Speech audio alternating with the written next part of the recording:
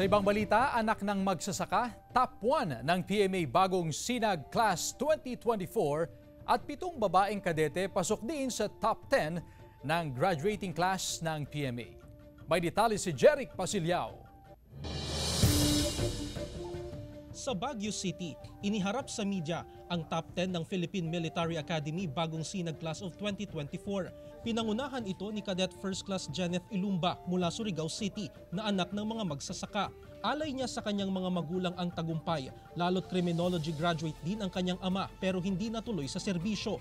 I persisted in prayer, ma'am. I asked for the help of my friends, of my mista, of my family. Their support and guidance really helped me to where I am today, ma'am.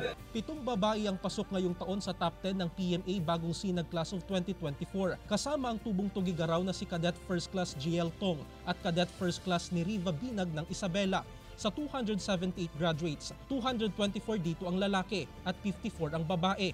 Tatanggap si Cadet First Class Janeth Ilumba ng Presidential Sabre at Army Sabre Awards. Dito overall talaga physical character development yung sinasabi natin na camp, yung character development, academics, military subjects, and physical development. So nagkataon lang siguro talaga itong 7 na to magagaling at saka equally very physically capable.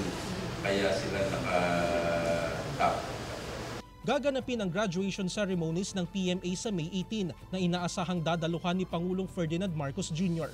Jeric Pasilyao, 1 North Central Luzon.